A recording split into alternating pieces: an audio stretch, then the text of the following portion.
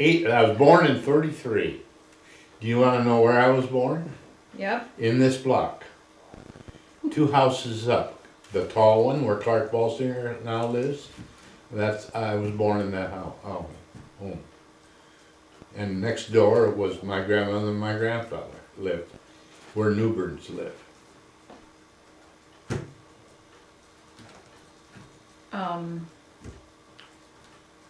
So you really have stayed essentially in these 2 blocks your entire life. In living. Yeah. Okay. I've never lived elsewhere, except when I was in the service in the 50s. So what branch of the service were you I was in? in the Navy. Did you enlist, or were I did. you? I did. I got. Now she's waving at me. I got noticed I was going to be drafted. And then he enlisted. Okay, so And you were drafted. I he was was drafted in the Army, and before I was due to report, I enlisted in the Navy. I had no urge. I had a little taste of the Navy. My father was in the Navy during Okay. World War II.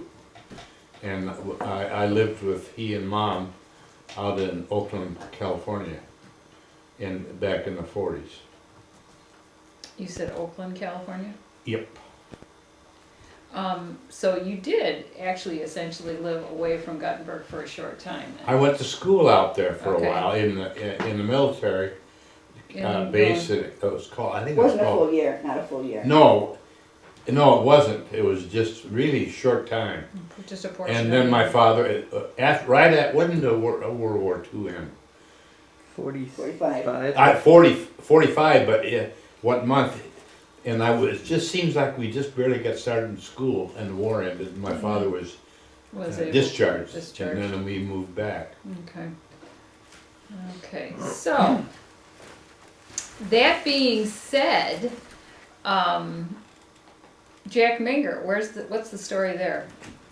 He worked for my grandfather Okay. in the lumberyard, and back in those days, there was a lot of coal sold.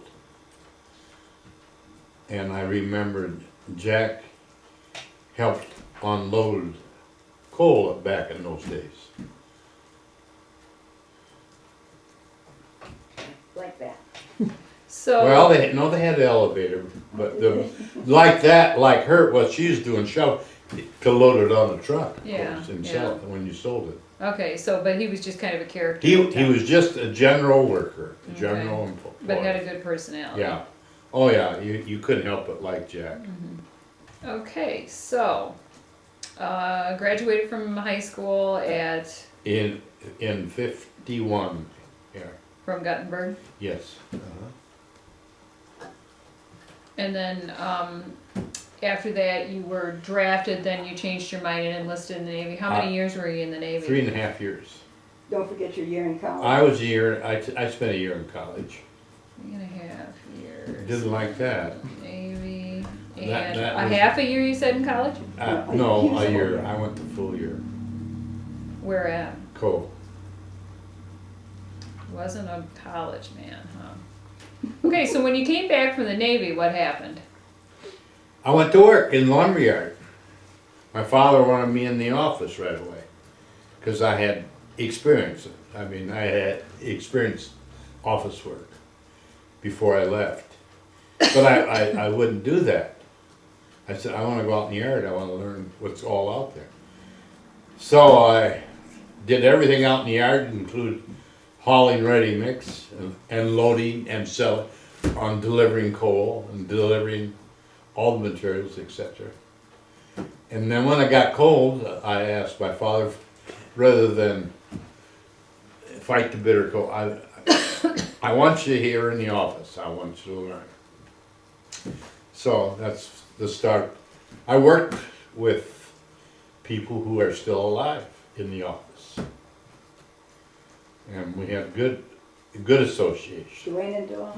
Dwayne Duvey and De La Sotolas. Dwayne Doobie, you said? Yes. And De La Sotolas. And also I want to mention one other person who influenced me in a lot in the lumberyard. well, there's more than one, but my great aunt Tilly, who was bookkeeper for my grandfather. My father was in the lumber yard, in the yard too, of course. He was manager. But my great aunt Tilly told me the ins and outs and the rights and wrongs. And because she'd been there for years working, and she was just an intelligent person. After I was in the yard for a while, Joanne and I got married in '53 while I was in the Navy. Okay, so when you came back from the Navy, you were married. We were married. Okay, so you and Joanne. Okay, Yeah. let's back up a little bit. And I got discharged in '56. So we lived, how many years out in San Diego? Over 2 years in Well, San Diego. I lived there 2 years. You were gone 3.5. Yeah, Okay, you were discharged in what? in '56. In '56, and you lived in San Diego. Yeah. We enjoyed ourselves out there. San Diego is a nice place. Was it in the army barracks? Oh, or no. No. I had an apartment in town. Yeah, San apartment Diego. down. He was never home. He was on the ship. But yeah, we had 2 children. I went everywhere on board that ship. I mean, all over the Pacific. That was an education in itself. I never would say that I was cheated in time by being in the Navy. It was very educational. If you want to say a little bit about the Navy, Yeah. you took part in hydrogen bomb tests. Yeah. Well, I spent 3 times we went to Alaska in the Aleutians and spent time up there. And it's hard to describe exactly why. And So how I do won't- you spell Aleutians? ELLUTION. A starts with A. Aleutians is what it's Aleutian called? Islands. Okay, I'll look it up. And then we also escorted ships down to the Panama Canal 2 or 3 times, somewhere in that vicinity. Ships that after the war, the U.S. Navy and our government gave to different countries.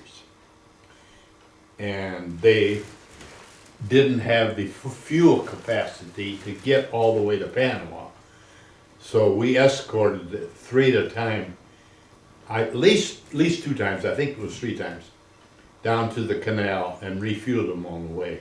Okay, so these were, the Navy gave, or the United States? The United States Navy and the United States government gave actually I can tell you what kind of ships they were. Mm-hmm. They were the wooden hulled mine sweeps. Back in the Navy they were used to detect mines because they were wooden hulled.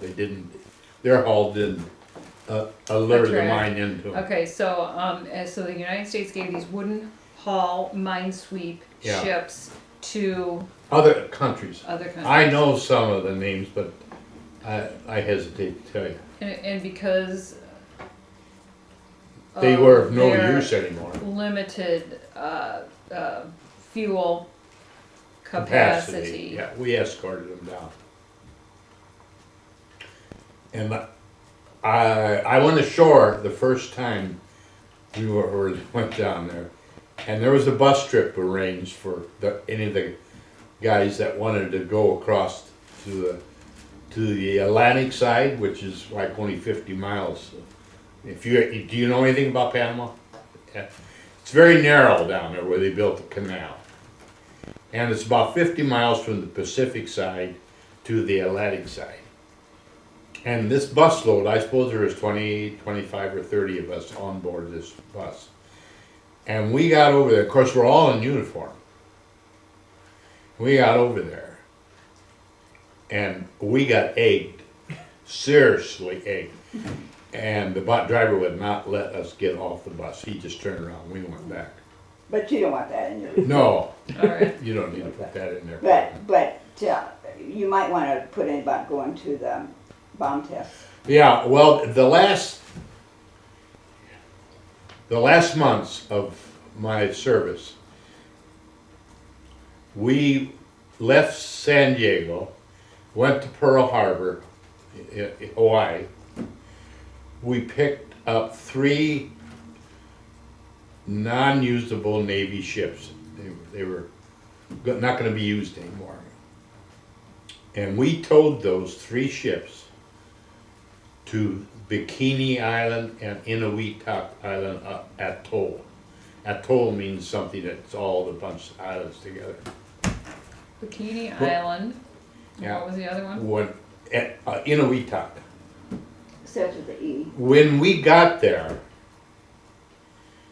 there was at least 100 other ships that had already been towed in.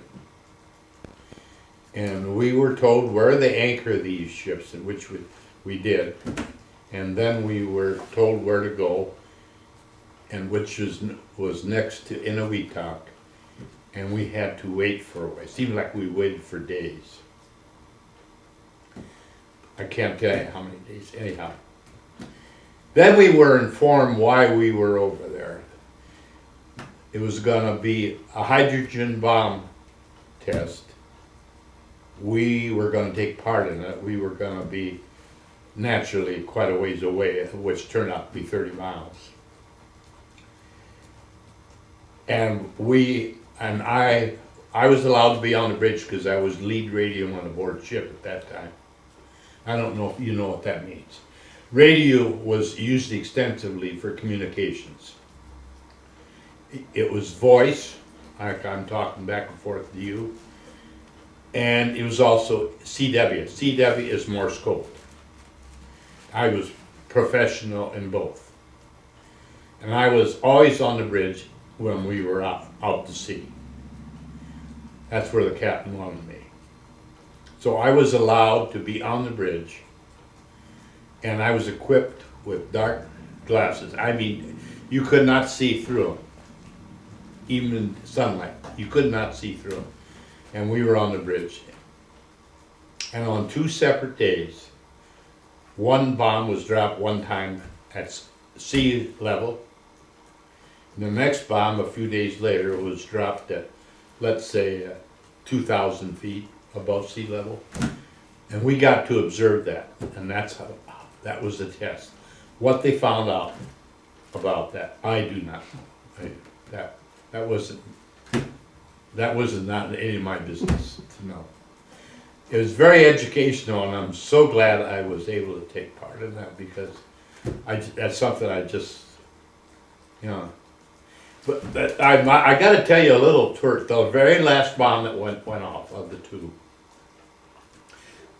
It was always, the wind was always observed. In other words, they would not drop that bomb unless the wind direction was in the right direction. Well, after they dropped the bomb, the wind changed.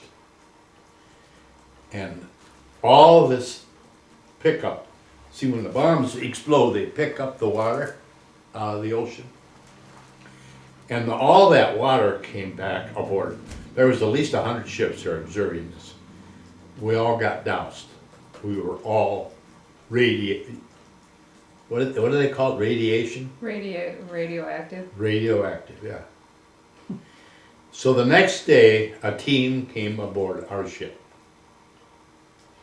The whole crew, including the captain and all the officers, were on what we call the Vandal. That's the very rear end of the ship, which our ship was not large. And Geiger counters came out, and we were all radioactive, every one of us. They told us to take all our clothes off, everybody. And you know what they did with clothes? Over in the ocean they went. I came back from Inuitak, flew back through Guam and Pearl, and then to San Francisco, and was discharged. And then I went home. That was in '56. Now, I don't know, you remember the year I got called? I got a telephone call. Oh, yeah, they were checking up on you. But They checked, and they wanted to know if I was sick. had I had any detections He was of lucky. cancer or anything. That happened twice.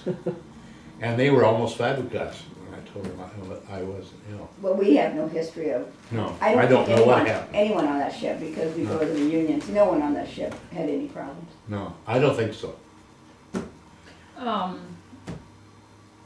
Well, yeah, because it's like, okay, so your clothes were radioactive. Yeah, So you stripped down, I mean, obviously you were radioactive. Your body was we were told to go radioactive, down yeah. and shower, which we'd all done this twice, or go down and shower and scrub up again good. Yeah. Yeah. And we were a little better, but we were still. So what's the verdict today? Are you still radioactive? I don't think so, and I'm still alive. Yeah, maybe it chased all the germs away. I'm No? not sure. I'm But not sure. that's your Navy. She probably wants to know about. Yeah, well, growing I'll up tell in you, Guttenberg. well, the thing I remember so much when I grew up, that big shed, that's original. Well, my grandfather started the lumber business over across this. There was a Miners Creek. Did you know that, Carolyn? That's where Miners Creek flew out, emptied out right here. You see, now it goes back way back in the islands. and Okay, stays so there. miners. Creek came out right along here. And Along Zimmerman, River Park Drive. yeah, Zimmerman and I's, which was a lumber business out of Dubuque, came up, and my grandfather went to work for him, scaling logs. They floated the timber out of Wisconsin, down the Wisconsin River, into the Mississippi, down to this is before the dam was built, Okay. down to Guttenberg, and my grandfather scaled logs. Now, scaling logs is you walk it and you observe it, and you can tell how many board feet that they can get out of that log without doing anything else. But they want to know about your childhood. Well, wait a Well, second, because this I is- want to get that straight. Okay, walk it and observe it and see how many board feet. Feet is in each log. Okay. They liked my grandfather so much they decided and offered to send him to school. So he went to Bayless Business College School and learned the trade of bookkeeping. Bayless is no longer active. It's not in Dubuque. It's gone. He came back, and by that time, Zimmerman and I's had built this building over here, and were in the retail end of the lumber business too, not just buying timber and sawing it up. And through the years, with a partner, his name was William Moisier. That's where the name came from, M-E-U-S-E-R. Okay. Just My grandfather and he started the lumber yard here in Guttenberg. Okay, so your grandfather. Fred Friedline. Okay. Fred. Friedline. And your grandfather. He is my grandfather. Okay, and who else in the And Moisier? William Moisier out of Dubuque started the lumber yard here in Guttenberg. Now I'm going to tell you some facts that you probably never heard of before. They also, but my grandfather was not involved in this, Moisier had 13 yards on both sides of the Mississippi River in Wisconsin. But your grandfather wasn't involved in that. No, he was only involved. Okay, now going back to Miners Creek. Yeah, Okay, Zimmerman and Ives brought lumber, brought logs. brought logs. Go through that again. Down the They- Mississippi. Down the Mississippi from the Wisconsin River, floated them down to Guttenberg to their sawmill here in Guttenberg, Iowa. And was Miners Creek involved in any of that floating? That, no, the reason I mentioned Miners Creek is that that's where the sawmill was, right at the mouth of Miners Creek. Okay, That's gonna confuse the young people because Miners Creek is not here anymore, but it used to be here. And they changed all of that. I don't know the correct reasoning for that, but okay. probably a good thing. So, I'm gonna jump around a little bit more. My grandfather and my grandmother had one child, who was my mother, Julia. Okay. She went to school here and graduated from the Guttenberg High School also. So did her mother. Yeah, so did my grandmother. Okay, and her mother. Okay. Yeah. Then my father got connected with in Guttenberg.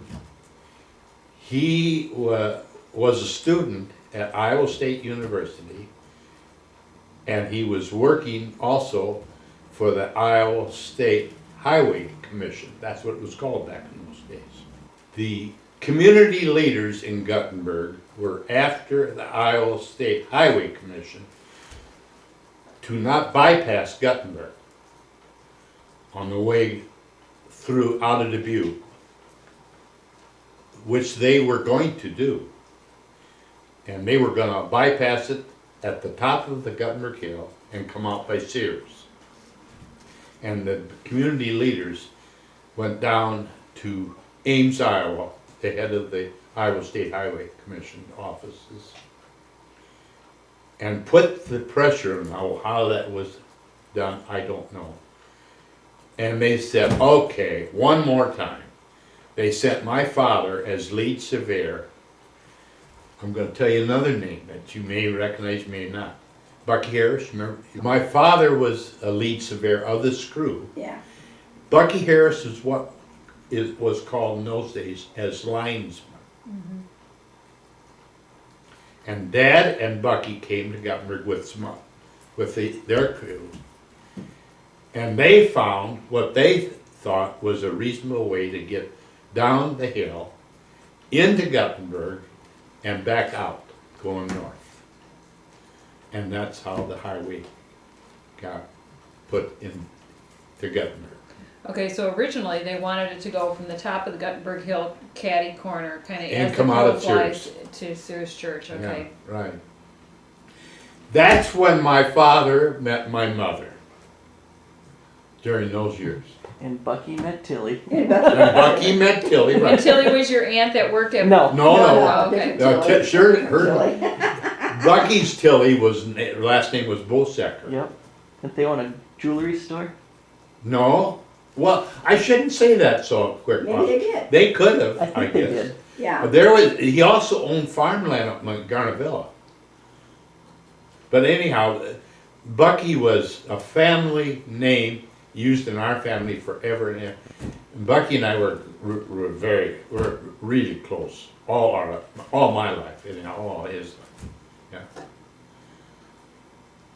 Yeah. And Tilly, his wife Tilly, and my mother were like that. They were always good friends. Anyhow, then my father and my mother were, I don't know what year were they married, Joe? 29. In 29. My sister, Carol, was born in 30, in June, and I was born in August of 33. By that time, my father had joined with my grandfather, Fred, in the lumber business. So that's when as I was growing, that's all I knew. There, you see the windows that are up on top of the shed? They aren't there anymore, Charles. That's right there. It used to be a big ridge on top, like a barn, You see. and there was windows on both sides. There probably was something like 150 panes of glass there. So you want. I had that every in? one of them knocked down. You shot them all out. Yeah, the baby with slingshot. Well, that's okay to put that in there so people don't know he's perfect. I got chased home by the yard foreman, who was the Los Sotowasser's father, many times. Take that goddamn thing and get out of here. But I grew up. I went on deliveries with every truck driver we had. I helped. I mean, I did everything. Back in those days, we were in the ice business too. Now, the ice business consisted of, in the wintertime, around February, they went to Bussy Lake and scraped all the snow off of the ice that they did. And my grandfather employed about 100 people for 2 weeks. And they sawed the ice up into 100-pound chunks.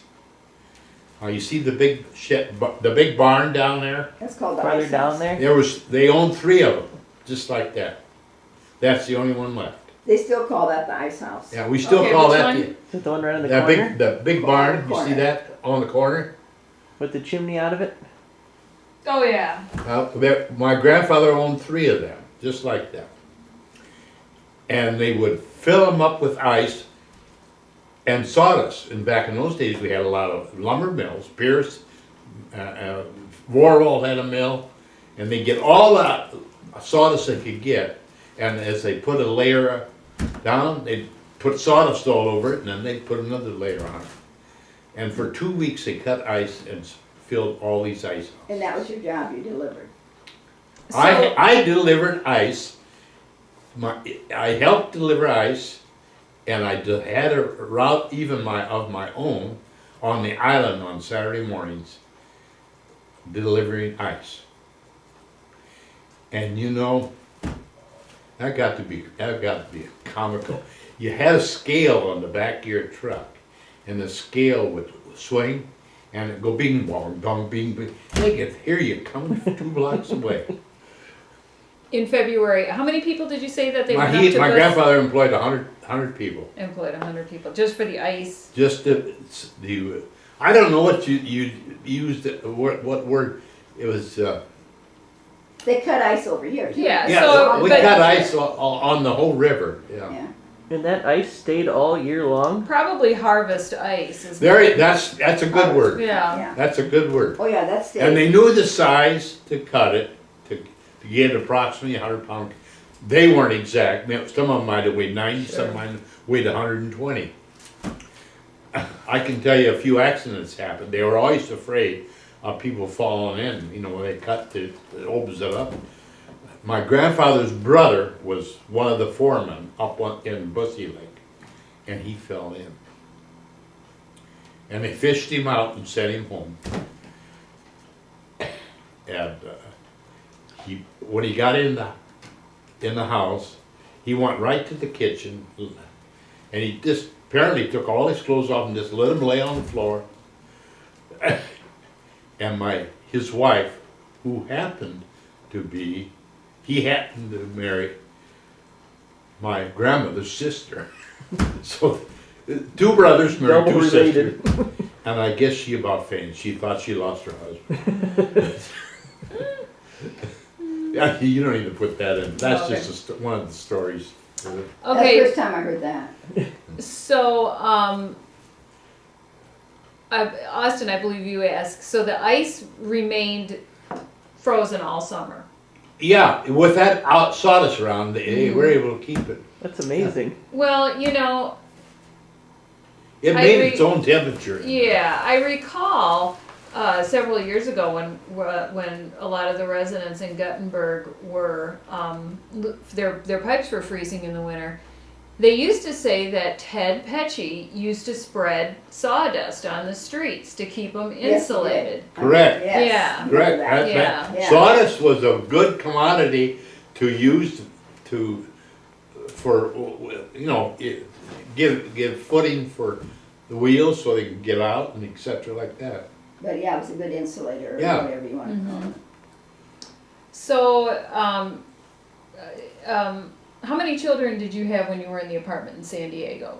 The 2 oldest ones, which 2. were Sherry And and. Julie. Yeah, Julie was born in San Diego, but Sherry was born here. So who's older? Sherry.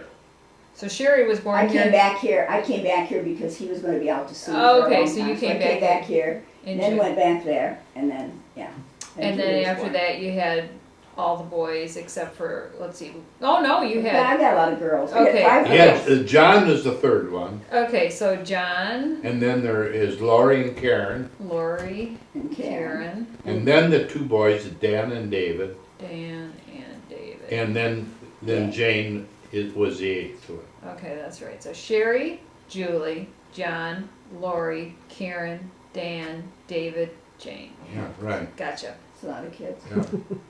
Yeah, I forgot a few of those. Yeah, I got asked by my father what There's the only hell was two. going on more than once. Now John was the same way as I grew up. I mean, he was down in the lumberyard all the time. He grew up in the lumberyard. John, Our son. son. Yeah. Yeah, So- well, not put this in here, but the funny thing about, he would go over there and try to work, and Howard Dooley was yard foreman. And he told John to go home and grow up. More than once. More than once. More than once. Oh, that's funny.